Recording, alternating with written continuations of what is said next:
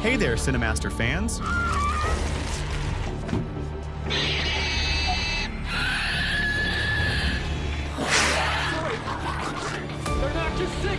Hope you're ready for some movie magic. Let's dive right in. The story. Solar Impact begins on a spaceship where a man named Tom is busy with his work. He works on sending information from space to Earth and quickly tells his superiors that for the past few days, fireballs have been coming out of the sun very rapidly. While they are still talking, their connection suddenly gets disconnected and Tom starts to feel in danger because fireballs start falling quickly near him towards Earth, and Tom's spaceship also starts going down. After this incident, the scene shifts to a hilly area in England called Heatherfield, where we see Owen and his wife Jane living in a small house. Like every day when Jane finishes breakfast and goes outside to get some fresh air, she suddenly sees fireballs falling from the sky, which hit the ground and cause a huge explosion. At that moment, Owen, who is inside the house, also hears the sound and runs toward Jane. Then Jane goes to the place where the fireball had fallen, but the whole area is completely destroyed and all the birds are dead. Suddenly, Jane starts feeling unwell and blood starts coming from her nose. At that moment, Owen runs to her, picks her up, and takes her inside the house. But this time, Jane starts behaving strangely and keeps pushing Owen away from her. Owen tries his best to calm her down, but Jane's behavior becomes very different, as if she's turning into a zombie. After that, the scene shifts again to the city of London, where people are busy with their daily routines as usual. Then we see a girl named Susan in a cafe, working as a waitress. After serving all the customers, she takes a little rest. Among those customers, we also see a boy named Jim, who is planning a trip with his friends. But suddenly, some fireballs also fall from the sky right in the middle of the city,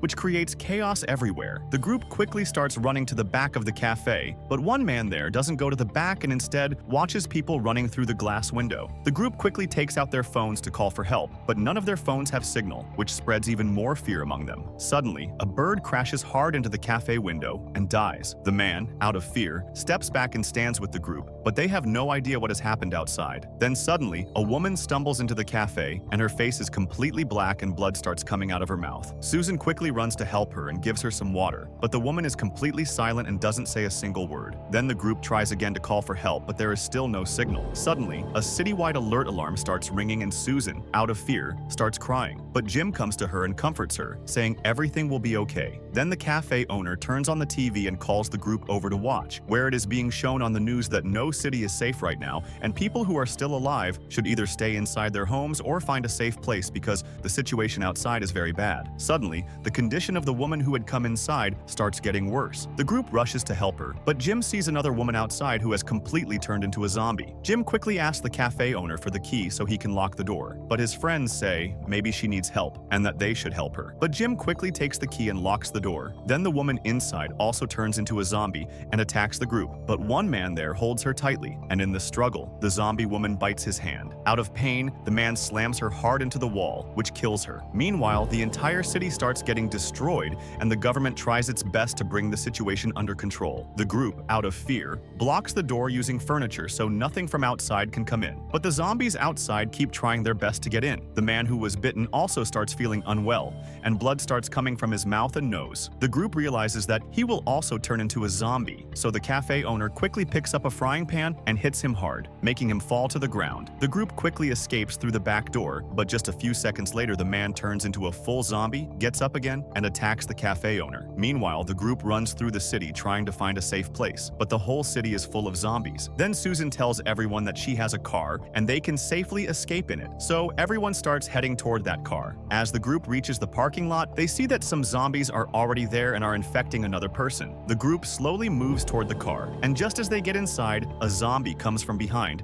and it even has a baby zombie with it. Susan quickly turns off the car, thinking the zombies won't see them, but the zombie keeps trying to open the door for a long time. Out of fear, the others ask her to drive away. So Susan starts the car again and drives off, heading straight toward Heatherfield. Actually, Jim and Susan are both from Heatherfield, so they make a plan to go to their families. But halfway through, the car's tire gets punctured and they don't have a spare tire. So everyone has to continue the journey on foot. After walking for a long time, the group reaches a place where they are surrounded by zombies from both sides. So the group quickly runs into a building, and Jim blocks the door with a wooden stick so they can buy some time to escape. But soon, the zombies broke through the door and started forcing their way in. The group quickly went upstairs using the stairs, and then a fireball came at full speed and hit the building, changing the entire structure. Still, the group tried their best to keep going up. Suddenly, Susan and Jim fell behind the group, and a zombie grabbed Susan's leg through a hole. But luckily, Jim was right behind her and saved her from the zombie. Just then, more zombies arrived, and the two of them quickly entered a nearby room. But inside that room, there was also a zombie holding a hammer. Jim quickly grabbed the hammer from the zombie's hand and gave it to Susan, and both of them quietly sneaked out of the room. Meanwhile, the rest of the group reached the upper floor, where they safely entered another room. Soon, Jim and Susan also arrived, and seeing them alive made everyone very happy. But their happiness didn't last long, as the zombies reached the room and started trying to open the door. The group had no other option but to escape through the window, so they quickly began climbing out one by one. But the zombies soon broke the door and rushed in, and one of them grabbed Jim. The group did everything they could to save him, and luckily, they succeeded. They pulled Jim back toward them and quickly shut the window. Now standing on the rooftop of the building, they could see that the whole city was destroyed in every direction. Jim said, "We should go back down to get out of here." But the other group members said, "We just escaped death and got up here. How can we go back down?" Jim replied, "We can't stay here either. We don't have food or water to survive until rescue arrives." Then one of the group members noticed an open window and told the group they could escape through there. So the group started going out one by one through the window, but Susan still saw zombies roaming outside. So Jim decided that they would stay here tonight and start their journey again the next morning. So all the group members went to sleep there for the night. The next morning, as soon as one group member woke up, he went outside to check if the situation was safe or not. But suddenly, a zombie grabbed his hand and bit him. His scream woke up the rest of the group and they ran to save him, but the zombie fully bit him. As soon as the group pulled their friend away,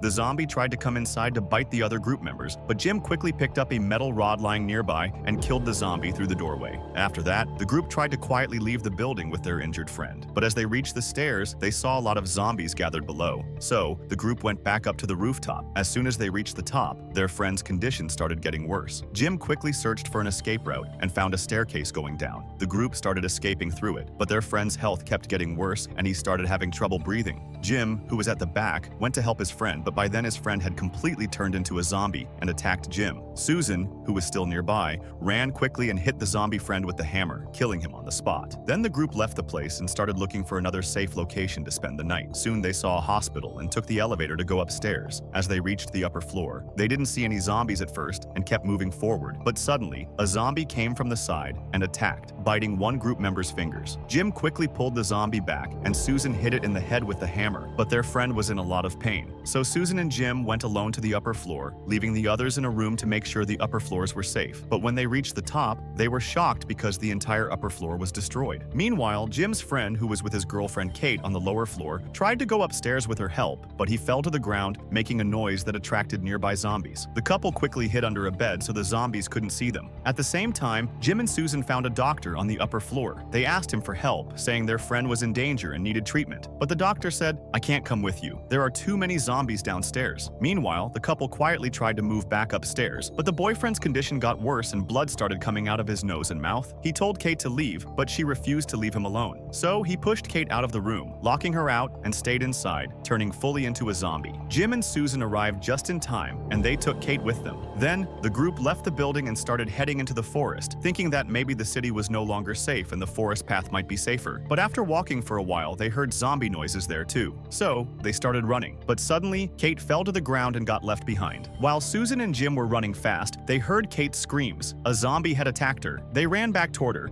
but before they could reach her, the zombie completely bit Kate. Jim killed the zombie quickly, but it was already too late because Kate had also turned into a zombie. Now, Susan and Jim, filled with sadness, continued their journey alone, heading toward Heatherfield. After walking for a long time, Susan and Jim finally reached Susan's house, where they found only her younger sister, Nicole. Susan asks Nicole about their parents, but Nicole says she's the only one left alive. The rest have turned into zombies. Then the group gets in the car and heads to Jim's house. When they arrive, they meet Jim's brother Owen, who we saw at the beginning of the story. Owen is really happy to see Jim and invites everyone inside. After a while, Jim asks Owen about Jane and where she is, but Owen doesn't answer. Suddenly, an alarm outside the house starts ringing. It's the one Owen set up to detect zombies, but luckily, it turns out to be just one zombie, and Owen quickly kills it. Later that evening, while the group is resting, we see Susan in the bathroom, but she suddenly hears a noise from another room. She quickly goes to check and finds Jane tied up in there. Just then, Owen shows up and tells Susan to come eat, then leaves. During dinner, Susan asks Owen, "Why have you kept Jane alive all this time?" Owen replies, "Because Jane Jane isn't hurting anyone. That's why I kept her alive. After hearing this, everyone feels a bit more relieved and they all go to sleep for the night. The next morning, Owen wakes up and goes to check on Jane, only to find she's broken the rope tied to her hand. She suddenly attacks Owen and bites his hand. Meanwhile, Jim senses something strange. It feels like zombies are gathering outside, so he quickly wakes everyone up. When they look outside, they see a bunch of zombies surrounding the house from all sides. At that moment,